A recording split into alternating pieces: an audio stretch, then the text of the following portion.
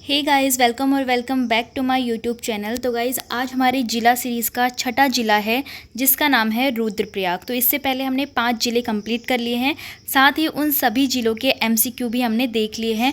और आपको अगर इनकी पीडीएफ चाहिए तो आप डिस्क्रिप्शन में लिंक है टेलीग्राम का, तो वहाँ पर ज्वाइन होकर इन सभी की पीडीएफ प्राप्त कर सकते हैं।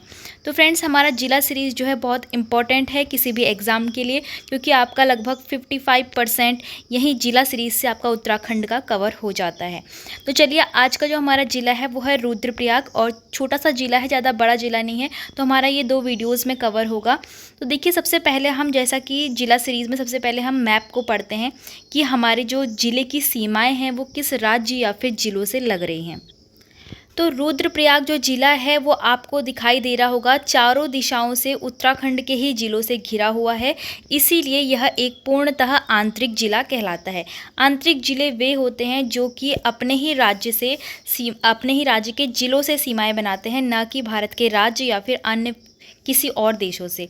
ठीक है, तो सबसे पहले हम देखेंगे इसके पूर्व में कौन सा जिला आ रहा है। तो पूर्व में आपको दिख रहा होगा चमोली आ रहा है, पश्चिम में टिहरी गढ़वाल आ रहा है, उत्तर में उत्तरकाशी आ रहा है, और दक्षिण में कौन सा जिला आ रहा है, पौड़ी गढ़वाल।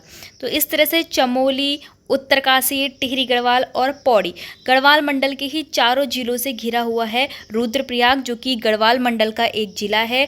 आप सभी को पता होगा, गढ़वाल मंडल में 7 और कुमाऊं मंडल में 6 जिले हैं। तो रुद्रप्रयाग हमारा गढ़वाल मंडल का जिला है, जिसकी सीमाएं आपको पता चल गई होंगी।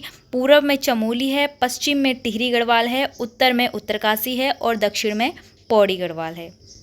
तो अब हम देख लेते हैं इसके आंतरिक जितने भी स्थान हैं, कुछ फेमस इसमें स्थान हैं, वो आपको पता होनी चाहिए। सबसे पहले तो आपको पता होगा, रुद्रप्रयाग में है प्रसिद्ध तीर्थ धाम, जो कि चारों धाम में से एक धाम है केदारनाथ, और जो कि देश भर में 12 ज्योतिर्लिंग जो हैं शिव जी के, तो उनमें से ही एक ज्योतिर्लिंग केदारनाथ धाम को भी माना जाता है।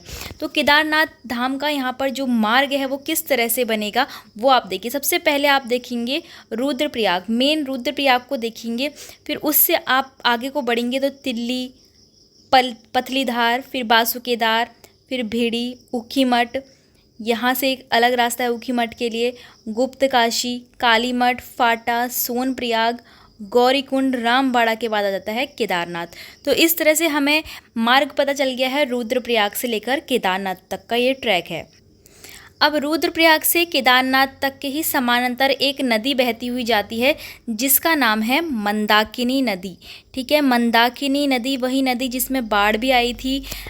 तो ये जो नदी है मंदाकिनी नदी, वो कहाँ बहती है, अगर आपसे क्वेश्चन पूछ ले जाता है तो ये रुद्रप्रयाग में बहती है।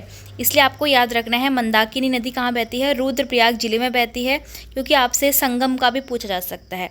अब देखिए, इसमें और कुछ स्थल है, जखोली, पालाकुराली, धनुकुराली, सरपोली, बधाणी एक स्थल है रुद्रप्रयाग के अंदर, त्रिजुगी नारायण मंदिर है यहाँ पर, सोनप्रयाग है। सोनप्रयाग में बासुकी गंगा और मंदाकिनी नदी का संगम होता है, इसलिए भी सोनप्रयाग को पूछा जाता है। तो याद रखना है आपको, सोनप्रयाग का बासुकी गंगा और मंदाकिनी नदी का संगम भी यहाँ पर होता है सोनप्रयाग में। गौरीकुंड है, मद्महेश्वर नाथ आपको इस तरफ दिखेगा पूर्व की ओर, मद्महेश्वर नाथ, जो कि आपके पंच केदार में से कौन सा केदार है, दूसरे नंबर का केदार है। तो इसमें आपको केदार भी देखने के लिए मिलेंगे, जो पंच केदार आपने उत्तराखंड जीके में पढ़े होंगे। तो मद्महेश्वर नाथ, केदारनाथ, फिर तुंगनाथ, तो ये तीनों ही केदार आपके रुद्रप्रयाग जिले के अंदर आते हैं। पहला आपको यहाँ से दिखेगा केदारनाथ, पहला केदार है, दूसरा है मद्महेश्वर नाथ, दूसरे नंबर पे आता है, और तीसरे नंबर पे आता है तुंगनाथ। तो सभी केदारों में अलग अलग शिव के अंगों की पूजा की जाती है। केदारनाथ में शिव के पृष्ठभाग की पूजा की जाती है, जैसे पीठ की पूजा की जाती है। मद्महेश्वर नाथ में नाभि की पूजा की जाती है, और तुंगनाथ में किसकी पूजा की जाती है, भुजाओं की पूजा की जाती है। तो इस तरह से यहाँ पर पंच केदार के 3 केदार भी आपको मिलते हैं। कालीमठ, यहाँ पर घाटी भी है कालीमठ नाम से, भटवारी, अगस्त मुनि आश्रम भी है, तिलवाड़ा है, और आपका जो कुछ प्रसिद्ध यहाँ पर घूमने के स्थल हैं वो चोपता, दयाली। ठीक है, तो इस तरह से ये आपका रुद्रप्रयाग के आंतरिक मैप का एक वर्णन हो गया छोटा सा। आपको सीमाएं पता चल गई होगी, मेन यहाँ पर जगह पता चल गई होगी। अब इसमें जो रुद्रप्रयाग है वो पंच प्रयाग में से एक प्रयाग है। ठीक है, रुद्रप्रयाग, प्रयागों के आपको संगम याद रखने होते हैं कि कौन कौन सी नदियों का यहाँ पर संगम होता है। तो पंच प्रयाग जब आपने पढ़े होंगे तब आपने पाँचों प्रयागों में एक नदी का नाम पढ़ा होगा जो कि है अलकनंदा। तो अलकनंदा तो हर प्रयाग में आपको देखने को मिलती है। अलकनंदा के साथ कौन सी नदी होती है वह मिलकर संगम बनाती है। रुद्रप्रयाग की बात करें तो अलकनंदा के साथ कौन सी नदी आएगी आप सभी खुद ही बताएंगे, क्योंकि आपको पता है कि रुद्रप्रयाग में केदारनाथ से रुद्रप्रयाग तक मंदाकिनी नदी बहती है। तो इसीलिए अलकनंदा के साथ कौन सी नदी का संगम होगा, मंदाकिनी नदी का संगम होता है। तो अलकनंदा और मंदाकिनी का संगम कहाँ पर होता है पूछा जाए तो रुद्रप्रयाग में होता है। सोनप्रयाग में मैंने कौन सा बताया था, बासुकी, गंगा और मंदाकिनी नदी का संगम। चलिए, ये तो हो गई रुद्रप्रयाग के थोड़े से मैप की जानकारी, सीमाएं आपने देख ली। अब हम इसकी थोड़ी सी भौगोलिक स्थिति के बारे में देखते हैं। देखिए, भौगोलिक स्थिति में आपको याद रखना है इसका क्षेत्रफल 1984 वर्ग किलोमीटर है। रुद्रप्रयाग जिला जनसंख्या की दृष्टि में सबसे छोटा जिला है। तो ये मोस्ट इम्पॉर्टेंट है आपके लिए कि रुद्रप्रयाग जिला जो है उत्तराखंड का सबसे छोटा जिला है जनसंख्या की दृष्टि में। सबसे बड़ा कौन सा है, हरिद्वार है। उसी तरह से क्षेत्रफल में चमोली सबसे बड़ा है और चंपावत सबसे छोटा है। उत्तराखंड के पंचप्रयाग में से एक प्रयाग यहाँ पर मिलता है जिसका नाम क्या है, देवप्रयाग। ठीक है, देवप्रयाग आपको याद रखना है। पंच प्रयागों में से एक प्रयाग आपका देवप्रयाग मिलता है रुद्रप्रयाग में, जिसमें कि अलकनंदा और मंदाकिनी नदी का संगम होता है। इस जिले को टिहरी, पौड़ी, चमोली द्वारा काट कर बनाया गया है। ठीक है, जब इसका गठन हुआ 1997 में तो इसको टिहरी, पौड़ी और चमोली द्वारा काट कर बनाया गया। ये तो आपको पता चल रहा होगा क्योंकि सीमा में भी आपको ये दिख रहे हैं, पूर्व, पश्चिम और दक्षिण की सीमा में। उत्तर में तो आपका उत्तरकाशी आ जाता है। अब आपको पता है यह एक आंतरिक जिला है, ये भी आपको समझ में आ ही गया होगा। धार्मिक स्थलों वाला ये जिला है। एक तरह से यहाँ पर धार्मिक आस्था के लिए ये जाना जाता है रुद्रप्रयाग जिला। तो ये हो गई इसकी भौगोलिक स्थिति। अब हम आते हैं इसके इतिहास पर। तो देखिए, रुद्रप्रयाग का जो इतिहास है वो महाभारत काल से ही है। महाभारत काल में रुद्रप्रयाग का नाम जो था वो रुद्रावर्त था। रुद्रावर्त के नाम से जाना जाता था रुद्रप्रयाग। प्राचीन नाम की बात करें तो इसका प्राचीन नाम पुनाड़ था। ठीक है, महाभारत में रुद्रावर्त था और प्राचीन नाम इसका पुनाड़ था। इसका गठन हुआ था 16 सितंबर 1997 में टिहरी, पौड़ी, चमोली जिलों को काटकर। टिहरी, पौड़ी, चमोली जिलों को थोड़ा थोड़ा काटकर एक रुद्रप्रयाग जिले का निर्माण हुआ, जिसका गठन हुआ 16 सितंबर 1997 में। अब देखिए, 1989 में रुद्रप्रयाग को एक तहसील बना दिया गया। 1989 की बात है ये, जब रुद्रप्रयाग को एक तहसील बनाया गया था। फिर उसके बाद रुद्रप्रयाग का नगर पंचायत बनाया गया 2002 में। रुद्रप्रयाग नगर पंचायत बनाई गई 2002 में और नगर पालिका बनाई गई 2006 में। ठीक है, तो इस तरह से आपको याद रखना है थोड़ा सा इसका इतिहास। अब इसका इतिहास इतना ज़्यादा नहीं है, आपको बस अब इसके कुछ पर्यटक स्थल और प्रसिद्ध मंदिर देखने हैं, क्योंकि यहाँ पर सबसे ज़्यादा आपको पर्यटक स्थल, मंदिर, बुग्याल, ग्लेशियर, ताल, ये चीज़ें, प्राकृतिक चीज़ें ज़्यादा दिखेंगी क्योंकि ये एक पूर्णतः पर्वतीय जिला है। सबसे पहले हम बात करते हैं जो कि इसका एक हाईलाइट पर्यटक स्थल है, वो है केदारनाथ, जो कि विश्व प्रसिद्ध है। ठीक है, केदारनाथ का मार्ग हम देख लेते हैं जो कि हमने मैप में देखा था। रुद्रप्रयाग से हम तिल्ली जाते हैं, तिल्ली से तिलवाड़ा, फिर अगस्त्यमुनि, पथलीधार, भटवारी, बासुकेदार, भिड़ी, गुप्तकाशी, कालीमठ, फाटा, सोनप्रयाग, गौरीकुंड से होते हुए रामबाड़ा के बाद हम केदारनाथ धाम पहुंचते हैं। ठीक है, तो इस तरह से ये केदारनाथ का पूरा ट्रैक है, ये भी आपको पता होना चाहिए। अब हम बात करते हैं यहाँ के प्रमुख तीर्थ स्थल और मंदिरों के बारे में। तीर्थ स्थल में हम सभी पर्यटक स्थल को भी लेते हुए चलेंगे कि कौन कौन से यहाँ पर प्रसिद्ध पर्यटक स्थल हैं, और साथ ही मंदिर, धामों को भी हम देख लेंगे। तो प्रमुख तीर्थों में आपको मैंने सबसे पहले बताया था कि यहाँ पर 3 केदार स्थित हैं, केदारनाथ, तुंगनाथ और मदमहेश्वरनाथ, जो कि 3 नंबर पे, फर्स्ट, सेकंड और थर्ड, इस तरह इनका क्रम है। इनका क्रम भी आपको याद रखना है। अब इनके जो अन्य 2 केदार होते हैं वो कौन से ज़िले में है, वो चमोली ज़िले में है, ये भी आपको याद रखना है। रुद्रनाथ जहाँ पर शिव के मुख की पूजा की जाती है, और कल्पेश्वर नाथ जहाँ पर शिव के केशों की बालों की पूजा की जाती है। वो दोनों ही केदार चमोली ज़िले में है, ये भी आपको पता होना चाहिए। तो उत्तराखंड में टोटल कितने केदार हैं? 5 केदार हैं, 5 केदार हैं। केदारनाथ की बात करते हैं अब, जो कि सबसे पहला है हमारा केदार, और सबसे प्रसिद्ध धाम है। चारों धाम में से एक धाम है, शिव के 12 ज्योतिर्लिंगों में से भी ये एक माना जाता है। तो केदारनाथ मंदिर जो है वो मंदाकिनी नदी के तट पर स्थित है। मंदाकिनी नदी इसके ही किनारे से होकर बहती है, जिसमें कि आपदा भी आई थी। इसके कारण गढ़वाल का प्राचीन नाम केदारखंड रखा गया है। केदारनाथ के नाम के ही कारण गढ़वाल का जो प्राचीन नाम है, स्कंद पुराण में आपने सुना होगा, केदारखंड गढ़वाल को ही कहा जाता है। उसी तरह मानसखंड कुमाऊं को कहा जाता है। तो केदारनाथ की वजह से ही यह नाम रखा गया है। तो ये आपका केदारनाथ के बारे में कुछ और भी जानेंगे हम।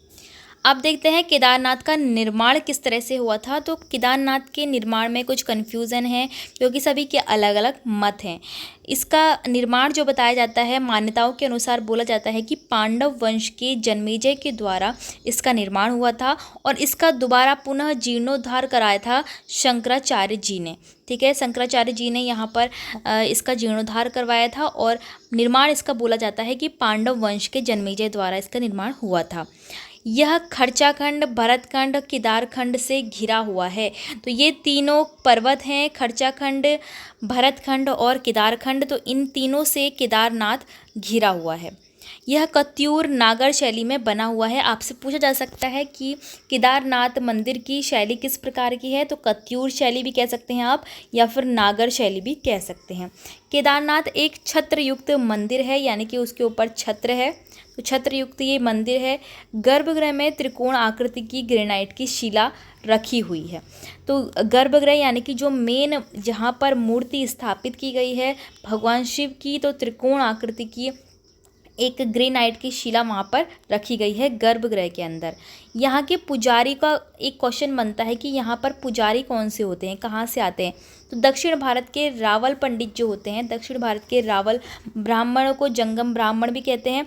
तो यही यहाँ पर के पुजारी होते हैं जो कि केदारनाथ में आते हैं। ठीक है, ये क्वेश्चन आपका इम्पोर्टेंट है, आपसे पूछा भी जाता है। तो यहाँ पर 2 प्रसिद्ध कुंड हैं केदारनाथ के पास, शिव कुंड है और रुधिर कुंड है। जिसमें कि जो रुधिर कुंड है वो लाल रंग का है, यानी कि उसमें लाल रंग का पानी है, उसके नाम से ही समझ में आ रहा है। यहाँ पर जो शिव की मूर्ति है वो पंचमुखी है। तो आपसे पूछ सकते हैं कि पंचमुखों वाली मूर्ति कहाँ पर है। तो केदारनाथ मंदिर में है। चौराबाड़ी ताल और वासुकी ताल भी यहाँ पर स्थित है। वासुकी ताल टिहरी रुद्रप्रयाग बॉर्डर में स्थित है। तो चौराबाड़ी ताल, जिसको कि गांधी सरोवर भी कहते हैं, और यहाँ पर गांधी जी की अस्थियाँ विसर्जित की गई थी। तो ये सारी चीज़ें हम तालों में डिस्कस करेंगे। जब हम लोग रुद्रप्रयाग के सभी तालों के बारे में पढ़ेंगे तो उन्हीं के बारे में सारी हिस्ट्री भी पढ़ेंगे। इस स्थान पर शिव के पृष्ठभाग की पूजा की जाती है, ये तो आपको पता ही होगा। केदारनाथ की शीतकालीन पूजा कहाँ होती है? ऊखी मठ में होती है। शीतकालीन इसलिए क्योंकि केदारनाथ में अधिक बर्फबारी होती है, इसीलिए शीतकालीन पूजा के लिए उसको जो ट्रांसफ़र कर दिया जाता है, ऊखी मठ में ट्रांसफ़र कर दिया जाता है, और ऊखी मठ में ही यहाँ पर पूजा होती है। अब ऊखी मठ कहाँ पर है और यह क्यों यहाँ पर पूजा की जाती है वो भी जान लीजिए। ऊखी मठ जो है, इसका पुराना नाम था ऊषा मठ। ऊखी मठ का पुराना नाम ऊषा मठ था। केदारनाथ समिति का जो मुख्यालय है और रावल पुजारियों का आवास है, वो दोनों ही कहाँ पर स्थित है? ऊखी मठ में स्थित है। केदारनाथ समिति जो बनाई गई है उसका मुख्यालय ऊखी मठ के अंदर है। और जो केदारनाथ में पंडित होते हैं दक्षिण भारत के, जो कि रावल पंडित होते हैं, तो उन पुजारियों का आवास स्थल भी ऊखी मठ में ही है। ऊखी मठ में एक ओंकारेश्वर शिव मंदिर है। इसका निर्माण कहा जाता है कि आदि गुरु शंकराचार्य जी ने किया था। तो एक आपको मंदिरों में याद रखना है, ओंकारेश्वर शिव मंदिर, जो कि कहाँ है? ऊखी मठ में स्थित है। केदारनाथ में एक ध्यान गुफा है, जिसमें प्रधानमंत्री नरेंद्र मोदी जी ने ध्यान भी किया था। तो ध्यान गुफा भी कहाँ पर है? केदारनाथ के अंदर। तो ये हमने समझ लिया है केदारनाथ के बारे में, जो कि 5 केदारों में पहला केदार है। अब हम आते हैं दूसरे केदार पर, मदमहेश्वर नाथ। मदमहेश्वर नाथ जो है चौखंबा पर्वत पर स्थित है, और यह द्वितीय नंबर के केदार में आता है। शिव की नाभि की यहाँ पर पूजा होती है। तो आपको याद रखना है कौन कौन से अंगों की कहाँ पर पूजा होती है। शीतकालीन पूजा इसकी भी ऊखी मठ में ही की जाती है। ठीक है, यहाँ पर भी बर्फबारी होती है, इसीलिए ऊखी मठ में ही इसकी पूजा होती है शीतकाल के टाइम पर। अब अगला आता है तीसरा केदार जो कि है तुंगनाथ और ये स्थित है चंद्रशिला शिखर पर। तो आपने इससे पहले पढ़ा था मद्महेश्वर नाथ जो कि चौखंबा पर्वत पर स्थित है और जो तुंगनाथ पर्वत है वो चंद्रशिला शिखर पर स्थित है। ये आपसे पूछ सकते हैं, चंद्रशिला शिखर पर ये स्थित है। यहाँ पर शिव की भुजा की पूजा की जाती है, यानी कि शिव के हाथों की पूजा की जाती है। शीतकालीन में अब इसका जो पूजा होती है वो मक्कू मठ में की जाती है। आपको याद रखना है मद्महेश्वर नाथ और केदारनाथ की जाती है ऊखी मठ में, लेकिन तुंगनाथ की शीतकालीन पूजा मक्कू मठ में होती है। उत्तराखंड में सर्वाधिक ऊंचाई पर स्थित यह मंदिर है। तो ये मोस्ट इम्पॉर्टेंट है आपके लिए कि उत्तराखंड का सर्वाधिक ऊंचाई वाला मंदिर कहाँ पर स्थित है। रुद्रप्रयाग में स्थित है, जिसका नाम है तुंगनाथ और यह चंद्रशिला शिखर पर स्थित है। यहाँ पर एक पर्यटक स्थल चोपता बुग्याल भी है। मक्कू मठ कत्यूरी शैली का बना हुआ है। कभी आपसे पूछा जाए कि तुंगनाथ की जो शीतकालीन पूजा होती है मक्कू मठ में होती है, वह किस शैली का बना हुआ है, तो कत्यूरी शैली का बना हुआ है और इसका संबंध बताया जाता है मार्कंडेय ऋषि से। तो हमने पढ़ लिया है तुंगनाथ, तो हमने इस तरह से तीनों केदार पढ़ लिए हैं। अब हम रुद्रप्रयाग के कुछ प्रसिद्ध स्थलों को पढ़ेंगे। तो गुप्त काशी, एक यहाँ पर स्थल है गुप्त काशी। तो उत्तराखंड में 2 विश्वनाथ के मंदिर हैं। एक विश्वनाथ का मंदिर है उत्तर काशी में और दूसरा है रुद्रप्रयाग जिले के गुप्त काशी में। तो ये आपको याद रखना है, विश्वनाथ के 2 मंदिर उत्तराखंड में स्थित हैं, उत्तर काशी और गुप्त काशी। तो हम पढ़ने वाले हैं गुप्त काशी के बारे में। ये काशी के समान ही इसका महत्व माना जाता है। काशी जो उत्तर प्रदेश के काशी के समान ही इसका महत्व माना जाता है। मणिकर्णिक कुंड यहाँ पर स्थित है, अर्धनारेश्वर का मंदिर और विश्वनाथ मंदिर भी यहाँ पर स्थित है। साथ ही उत्तरकाशी में भी एक विश्वनाथ मंदिर स्थित है। तो ये हो गया गुप्त काशी के बारे में। अब आते हैं हम सोनप्रयाग पर। सोनप्रयाग पर मैंने आपको बताया था बासुकी गंगा और मंदाकिनी नदी का संगम यहाँ पर होता है। एक रुद्रप्रयाग जिले में है त्रिजुगी नारायण मंदिर। त्रिजुगी नारायण मंदिर की एक विशेष मान्यता है कि यहाँ पर शिव पार्वती विवाह हुआ था और यहाँ पर एक अखंड ज्योति जलती रहती है, सदैव के लिए जलती रहती है। तो शिव पार्वती विवाह स्थल कौन सा है? त्रिजुगी नारायण मंदिर रुद्रप्रयाग। अगस्त मुनि के बारे में पढ़ते हैं। अगस्त्य मुनि में मंदाकिनी नदी और ध्यूलगाड़ नदी का संगम होता है। तो आपसे संगम पूछ सकते हैं। अगस्त मुनि में मंदाकिनी और ध्यूलगाड़ नदी का संगम होता है। ऋषि अगस्त मुनि ने यहाँ पर तपस्या की थी, इसीलिए यहाँ पर अगस्तेश्वर मंदिर भी है। अगस्तेश्वर महादेव मंदिर कहते हैं इसको, जो कि किसको समर्पित है? अगस्त मुनि को समर्पित है। तो ये आपको याद रखना है, अगस्त मुनि ने यहाँ पर तपस्या की थी और मंदाकिनी और ध्यूलगाड़ का यहाँ पर संगम होता है। कालीमठ, एक कालीमठ यहाँ पर मंदिर है और इस मंदिर की एक विशेष बात है कि इसको तांत्रिक सिद्धपीठ कहा जाता है, क्योंकि यहाँ पर तंत्र मंत्र विद्या जादू टोना इस तरह के लिए यह प्रसिद्ध है। रहस्यमय ये एक मंदिर है क्योंकि यहाँ पर एक काली माता का मंदिर है जिसमें कोई भी मूर्ति नहीं रखी गई है। ठीक है, तो काली माता का मंदिर यहाँ पर है कालीमठ में और उसके अंदर कोई भी मूर्ति नहीं है। मंडवा नदी है यहाँ पर, मंडवा सरस्वती नदी यहाँ पर बहती है और इस स्थान को कविल्टा में कालिदास जन्म स्थान मान्यता प्राप्त हुई है। इस स्थान में कविल्टा एक जगह है जिसको कि कालिदास की जन्मस्थली मानी गई है। ये एक मान्यताओं के अनुसार बोला गया है। एक यहाँ पर है बाणासुर गढ़ मंदिर, तो इसको भी आपको याद रखना है। तो चलिए, ये हमने मेन मंदिर पढ़ लिए हैं। कुछ अन्य प्रसिद्ध मंदिर यहाँ पर है। कोटेश्वर महादेव मंदिर, ये तो इम्पोर्टेंट है आपका रुद्रप्रयाग जिले में। अलकनंदा नदी के तट पर यह मंदिर है, कोटेश्वर महादेव मंदिर, और यहाँ पर कोटेश्वर महादेव मेला भी लगता है। कार्तिक स्वामी मंदिर है यहाँ पर। माँ हरियाली देवी का मंदिर है। नाला का बौद्ध स्तूप भी यहाँ पर स्थित है। माँ मठियाना देवी मंदिर भी स्थित है। तो ये कुछ अन्य मंदिर हो गए। अब मंदिर हमने सारे पढ़ लिए हैं। अब हमारा जो इस वीडियो का लास्ट टॉपिक है वो है प्रसिद्ध मेले। अब रुद्रप्रयाग के प्रसिद्ध मेलों में कोटेश्वर महादेव मेला होता है, जो कि कोटेश्वर महादेव मंदिर के परिसर में लगता है। अलकनंदा नदी के तट पर ये लगता है। स्वामी कार्तिकेय का मेला लगता है क्रोंच पर्वत पर। एक यहाँ पर जाख मेला लगता है रुद्रप्रयाग में। जाख मेला में जलते अंगारों पर नृत्य करना होता है, तो जाख मेला इस चीज़ के लिए प्रसिद्ध है। अन्नकूट मेला होता है, भतूज उत्सव भी इसको कहते हैं। भतूज यानी कि भैया दूज, ठीक है। अन्नकूट मेला में केदारनाथ में रक्षाबंधन से एक दिन पहले क्या होता है? अन्नकूट मेला यहाँ पर लगता है। भतूज मेला भी इसे कहते हैं। एक लास्ट मेला यहाँ पे है पटौगणिया पर्यटन विकास मेला। तो पर्यटन विकास के संबंध में यह मेला लगता है। तो इस तरह से रुद्रप्रयाग के जो ये प्रसिद्ध मेले हैं ये भी हमने पढ़ लिए हैं। अब फ्रेंड्स आप देखिए इस वीडियो में हमने क्या क्या पढ़ा है। इस वीडियो में हमने रुद्रप्रयाग की ज्योग्राफी को पढ़ा, भौगोलिक स्थिति को पढ़ा, इतिहास को पढ़ा, साथ ही मंदिर को पढ़ा, पर्यटक स्थलों को पढ़ा और मेलों को पढ़ा। तो इस तरह से हमने 4-5 टॉपिक इस वीडियो में रुद्रप्रयाग के कवर कर लिए हैं। अब नेक्स्ट वीडियो में हम क्या पढ़ेंगे? नेक्स्ट वीडियो में हम यहाँ के कुछ प्रसिद्ध ताल, ग्लेशियर और अन्य विविध जो बची हुई है रुद्रप्रयाग जिले से, वो सब हम यहाँ पर पढ़ने वाले हैं। तो फ्रेंड्स आई होप आपको ये वीडियो अच्छी तरह समझ में आई होगी। अगर वीडियो आपको पसंद आ रही हो तो वीडियो को लाइक, शेयर और चैनल को सब्सक्राइब जरूर करना।